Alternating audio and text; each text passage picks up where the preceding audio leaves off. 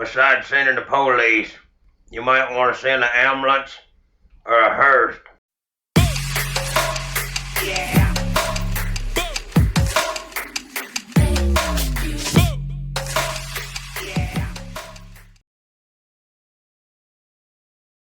Hello, Billy Ho here. Week 16, getting down to the nitty gritty playoff times, and that always brings Christmas time and Saturday football. So, this Saturday, Christmas Eve, we're going to have the main slate on Saturday and the short slate on Sunday, Christmas Day. So, we're going to talk Saturday main slate. We'll do the matchup show for that in a couple of days toward the end of the week as we get injury information and whatnot. Then we're going to do maybe a Sunday matchup show somewhere around there for the 3-game slate there. It's not a really great slate, but it's Christmas Day, and what else are we going to do? So, what we're going to talk about today is just kind of a first look matchups and teams and whatnot, and slates and stacks and other things. Few announcements. I have started a new kind of like a Google page where you could go see preview articles on each game, and I'm posting that in the description of this video. So give it a look, check it out, and leave a comment in the YouTubes here and let me know what you think of it, because I think it's a pretty decent read. I'm an all right writer. I actually in college had just aced creative writing, and I would just sit down 2 hours before the paper was due and just blaze it out, 1,500 words or whatever in a matter of just off the top of my head. So sometimes I can come up with some decent stuff. So check it out.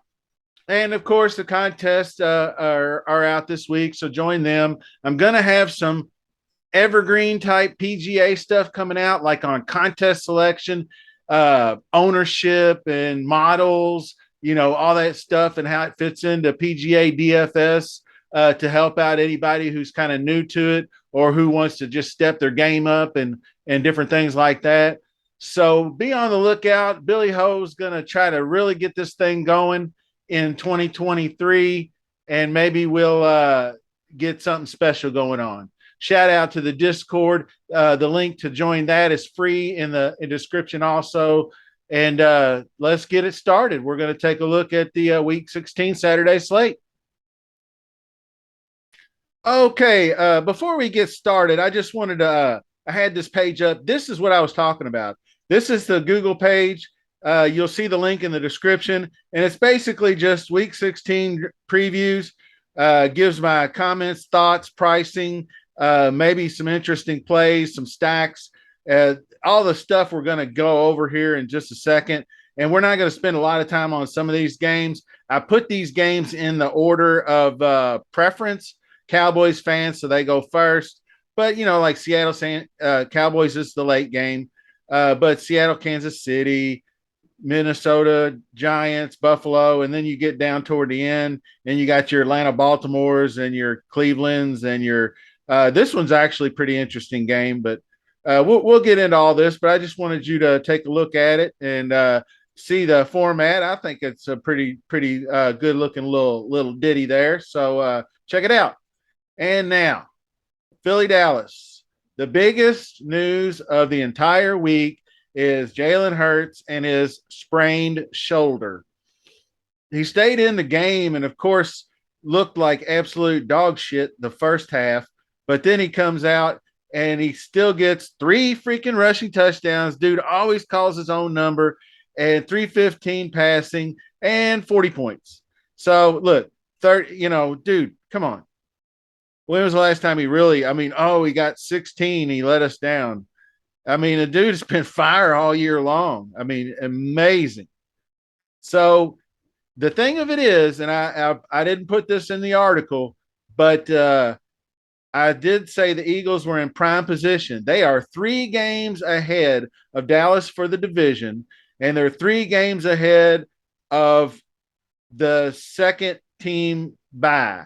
Like, they're 2 games ahead of Minnesota, but 2 teams get a bye. So they are prime, locked and loaded to get the division win and the bye.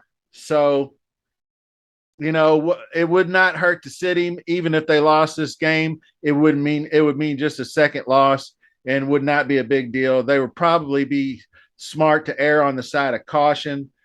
So keep that in mind and keep a lookout coming up.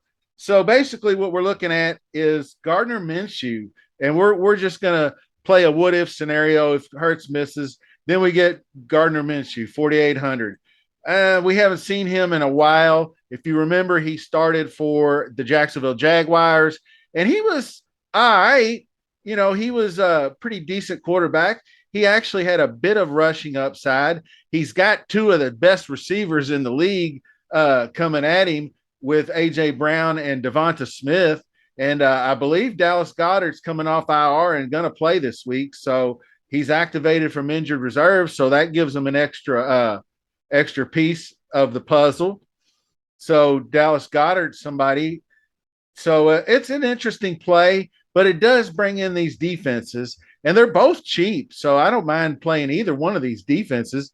If this game starts shooting out and passing a lot, we already know Dak, judging from last week, I played the Jags defense because I told everybody in the Discord that Dallas is not afraid to shoot themselves in the foot.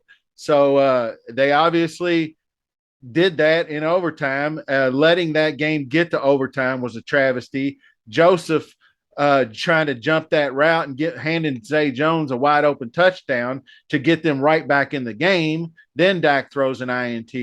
I mean, they just pissed that game away in a matter of minutes, and they'll do that.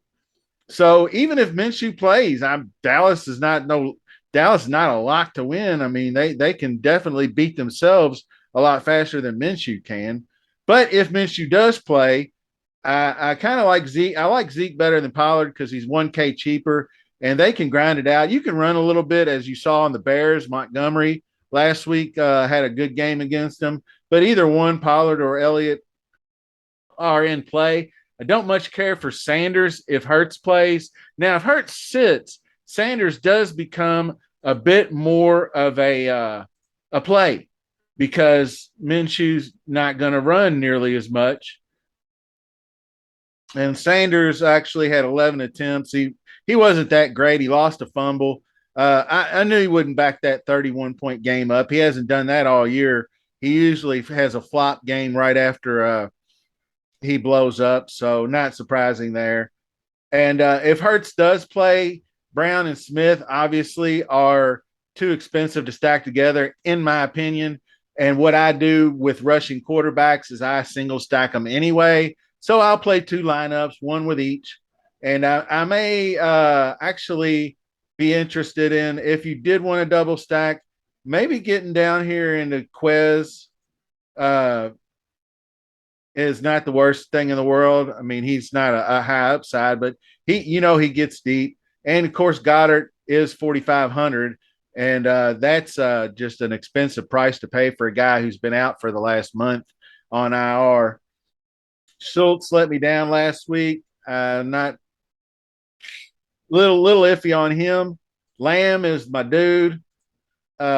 He just does his thing.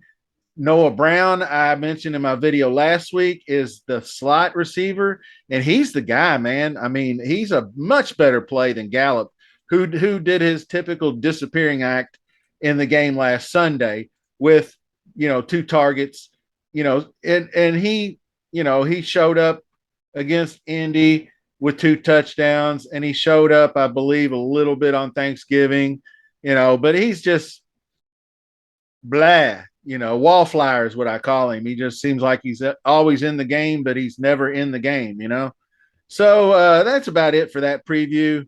And I believe the next game up, we'll take a look at this. We're going to bounce around. I want to definitely check out this Seattle, Kansas City game. I believe Geno Smith, 5,800, is going to be very, very highly owned, chalky stack. The only warning is, of course, Lockett is out, so he doesn't have the dual threat, but it does concentrate your stack. So it gives you DK Metcalf. And then actually, I think a 4,300 Marquise Goodwin is not the worst thing in the world. He's been he's had a couple of decent games at 4,300. Is not the worst call in the world. Noah Fant is separated himself, I believe, as the tight end to go to. One bad game in the, but he's still a work in progress with him. Comes and goes. 3,400 is not terrible. But another guy, Ken Walker the third, in his return against San Francisco, that's not bad. And 4 receptions for 32 yards. If you give me that coming in the game, I will take that all day against Kansas City. Kansas City's defense, as you've seen, is vulnerable to the run, vulnerable to the pass. They're not a great defense. So, you could go Geno, Walker, and Metcalf if you want to.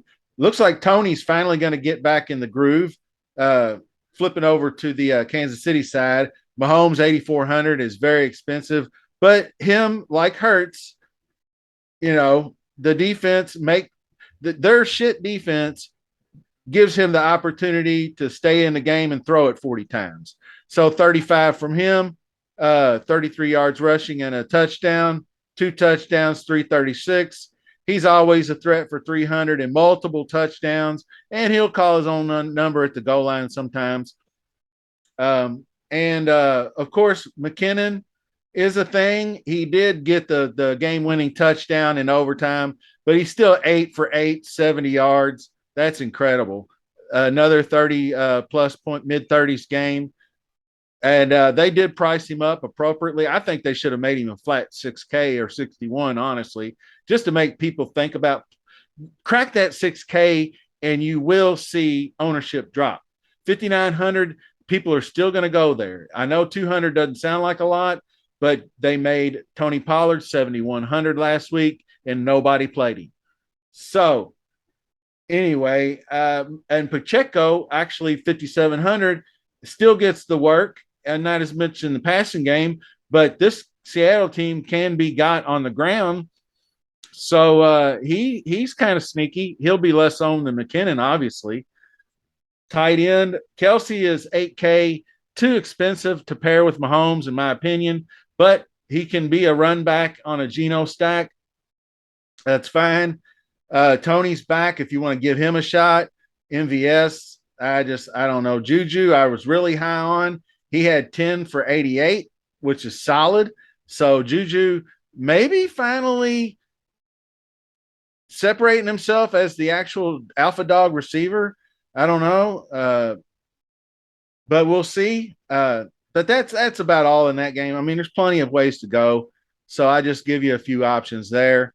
The next game I want to just get this Detroit Carolina game out of the way real quick. The Lions are right there in the mix for a playoff spot, so they're full bore. They already have the Rams draft pick, so they don't need to lose. They're just going to have a top 5 pick with the Rams anyway. So Goff 5,400 is still too cheap for a guy who's going to throw it almost 40 times every game. And he's and 250's in the bag, 240, that's in the bag. And if he, he only had the 1 touchdown, and that was a kind of a slog fest at the Jets. They hadn't been outdoors in a while. They went up north and faced a very tough Jets team and beat them. Very nicely done. So I like him going back down here to Carolina. The early weather there looks okay. It might be a bit chilly, but there's no wind. Mid-30s probably, so it'll be fine. So him, and obviously ASB, St. Brown doing his thing as always. He's still going to get double-digit targets or near close to that, and no TDs, so he was just middling results. That's kind of a bust back-to-back weeks, but I feel like he's going to bounce back at least with a touchdown this week. Touchdown puts him over 20 and gets him almost at 2.5, 3x, which is good enough. Then you got Chark. I think he had a bit of an off game. I think he got the Sauce Gardner treatment or a lot of it. So he was held in check, that's what I thought he'd get. Reynolds didn't even get targeted. Jameson Williams still not playing enough snaps, 10 to 13 snaps. And the other guy, actually, Khalif Raymond, who got 6 targets and had 53 yards, almost had a touchdown. He was actually the guy that they went to, so he might not be a bad idea at 3,100. He played about 20 snaps though, so that's a little bit light in the loafers. But the guy I am going to go back to is DeAndre Swift. 8 for 52 on the ground, but 5 for 23 in the air, 9 targets. That's what I like to see. Let's get him going. Najee Harris and Jaylen Warren was all right, but Najee Harris had a good game against this Carolina D last week. And I think maybe Carolina is losing the luster of their, dumping all their guys and winning a few games here or there. Because I played their defense last week and they got 1 point. And I thought they're playing at home against Pittsburgh and Trubisky. How is this not lock button? But that's what happens. Defensive teams are hard to judge. Then Jamal Williams, 13 carries. He's been a bust. I've been cheering for him to bust because I hate guys that jack touchdowns. But this might be a week he gets 2 touchdowns, so beware. 5,200. He could get the call. He's still getting the call at the goal line. He just got his butt stuffed against the Jets last week, so he would have jacked 1 touchdown anyway. Now on the flip side, not a lot of interest in Dalton or the running backs, but one-off pieces. DJ Moore at 5,500 is the number 1 receiver, and even if Dalton only throws it 20. He's probably going to get, if they get behind in this game, Detroit's going to push the pace. So you can add targets to this. And I think Dalton will throw more. He's going to have to, unless they're going to get blown off the field. I mean, Goff throwing it 40 times, they run a lot of plays. Pittsburgh obviously doesn't. So if he could get closer to 30 attempts, then he might be in play to push 20 at 5,100. And he sometimes sneaks in the rushing touchdown. I don't like the running backs for Carolina. They split too much work. I don't really trust them. Detroit's got a pretty good run defense. But DJ Moore and Jameson Williams, I still don't have a heck of a lot of interest in Brock Wright, even though he had a long touchdown. That was kind of a fluky play, so no tight ends for me here. So that's about it for that game. Next game up, Minnesota and the Giants. This is going to be a good one. Keep an eye out. Adoree Jackson is the number 1 cornerback for the Giants. He has been out 4 weeks. He's of a 4 to 6 week injury he sustained last November. So he's still likely going to miss. So that just puts Justin Jefferson in the driver's seat here as a 9,300 pay up option. And then, of course, you got Thielen, 5,300. Still can get his touchdown upside. He's actually, I'm going to call him touchdown dependent now, because if you just take these touchdowns away, he's back way down. I don't know how much pushing they'll get in this game from the Giants. Going to be tough to say, but my man KJ Osborne came through. I'm going to start doing some shorts on YouTube shorts, 60-second videos. My first one I did was on KJ Osborne from my video last week, where I touted him and said, Kenny Moore, nickelback for Indianapolis, is out. He's facing a backup. 16 targets, $157 and a touchdown. And he got one about 40 yards overturned. He would have had close to 200 yards in that game had he not got one overturned, which I thought he caught. We discussed it on the Discord. It looked good to me. They called it a catch. Then they reversed it. I hate when they do that, because you make that kind of a catch and hit the ground, the ball's going to move some. He still had his hand underneath the damn ball, but what can you say? Cousins, priced up to 6,300, is pushing the limits of what I would pay to play Kirk Cousins, because he can always bounce down to this 11 or the 3. But he's solid. I mean, I don't see, he's not throwing for 400 yards again. But I think 265, 232, and 2 are in the cards. So 17 to 24 is, I think, the window here. And that's pushing it at 6,300. So I don't know if I would go with a Cousins stack. Daniel Jones, though, might be in play. He's not throwing. He doesn't have anybody to throw to, though. That's the thing. Back over here, Dalvin Cook finally got involved in the running game, so he might be a decent play at 7,200. Obviously, Barkley is the only real weapon for Daniel Jones, and he throws to him a lot out of the backfield. And Barkley's been real quiet lately. He actually had a pretty good game Sunday night, but I don't know if a lot of people actually watched that game. So these quiet games can keep his ownership down, especially when people are paying up for Henry and McCaffrey. So keep an eye on him. Dalvin Cook is going to be flavor of the week. So he looks good too. I don't mind him. Slayton, Hodgins, and James are all decent. I'm not digging actually back to Hawkinson 4,900, not paying that. Bellinger, better options at 3,300. Defenses are priced up a little bit. I don't know about defenses, but the wide receivers, Slayton, I would probably pick number one. Hodgins and James are cheaper, but there are other pay down options, and we'll get to a few of those in a minute. So that's it for that game. Let's jump over to Buffalo, Chicago. This is a good one. I don't know if this game's going to go overlooked. It has a slight chance to go overlooked. But with guys with two rushing upside quarterbacks like Allen and Fields, it's going to be kind of hard for it not to. The one thing I will say, it is going to be bitter, single digit, cold, real feel, sub-zero, windy in Chicago this week. So that makes a difference. Now, Allen, they had a weather game last Saturday, but it was not that bad. It was like in the 20s, and it snowed, and there was no wind. And this is Chicago, baby. This is going to feel a hell of a lot different than it did Saturday night in Buffalo. So beware of that. It's going to be, bitter cold. So that brings in running backs. Monty might be in play again. He came through for me last week, but he will not go overlooked this week because he was good. The one guy I think is a good punt play at running back is James Cook. I think he has a chance to break one at 4,900. This Chicago team you can run on. So Cook might get loose. Wide receiver wise, Diggs, 8,500, priced up again. I just can't pay that for Diggs.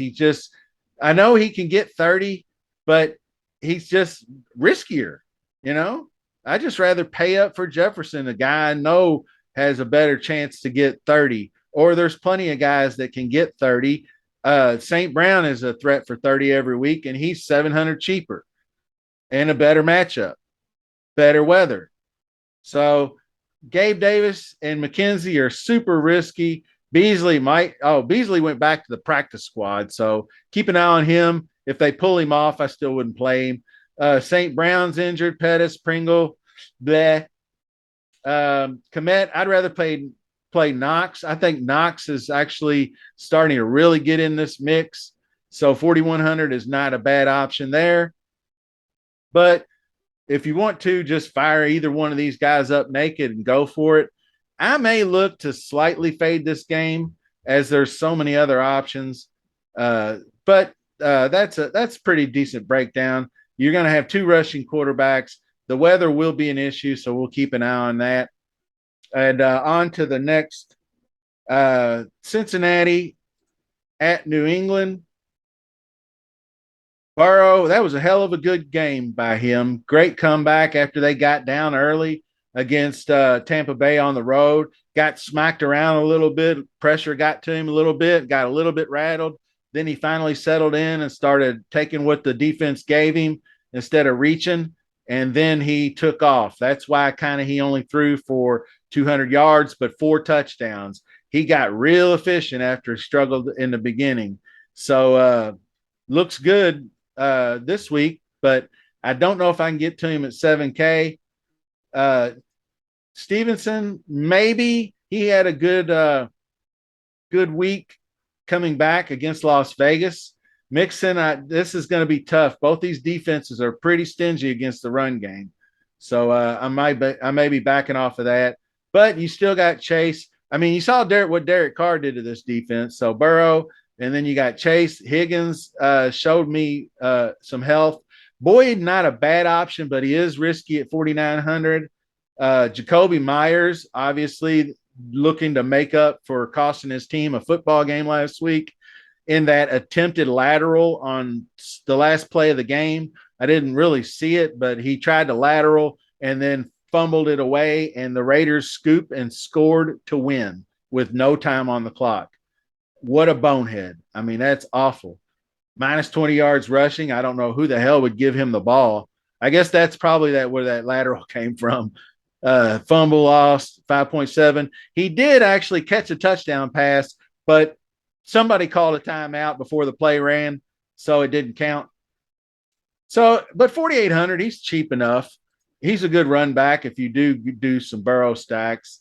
He's really the only guy. I mean, Aguilar maybe. Aguilar just drops too many fucking passes, man.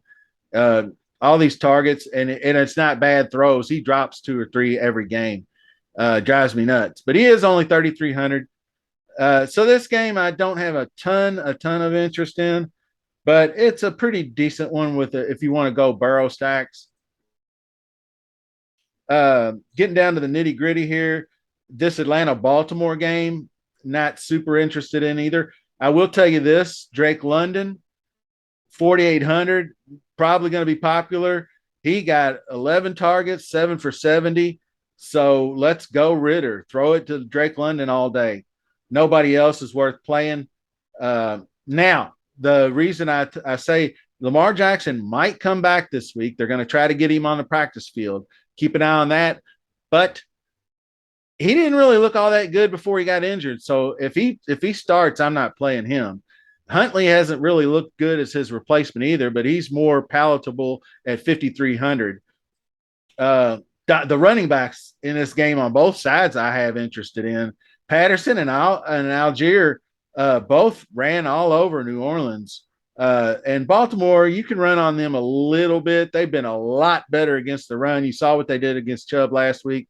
So that's risky propositions probably. But Dobbins, man, looked good in another game. So 16, no touchdowns. So he got $125 again on 13 carries. Less carries, more yardage. That's always good. That shows signs that he's picking up steam and getting his sea legs. So Dobbins would be a play for me. The DST would be a play. Andrews down to 5,500 in play now. If Lamar starts, Andrews is a play for me because at least he can throw to Andrews better than Huntley. Because, I mean, 7 targets, 2 for 6, 3 for 7 is not getting it done. Although Andrews is not been real great at catching the ball lately. He's had some drops.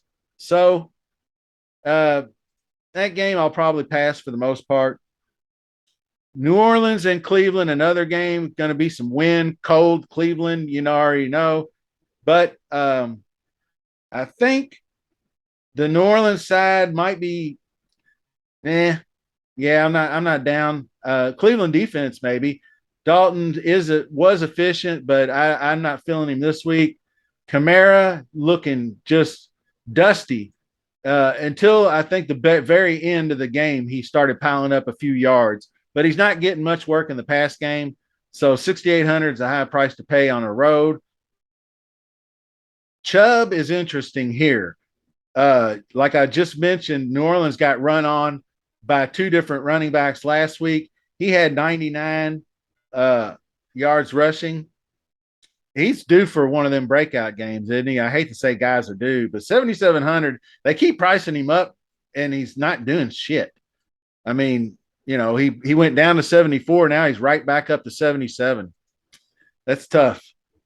Now, wide receivers, Watson, getting better every week. Cooper, DPJ are my guys there, and then Njoku. All 3 of those guys are playable. All 3 of those guys get targets. All 3 have upside. DPJ just really coming into his own. Even he went 4 for 431 and a touchdown, and a tough slog fest, 13-3. So this game ought to be open a little bit more. So Watson might not be. He's still $6K is expensive for the risk. There are other options. Olave, I'm not down with. Like I said, they're going to be tough sledding in Cleveland. But I will go back to my man Shaheed. I called him. He got stuck on 95, so he didn't quite get that bonus, or he would have had over 20.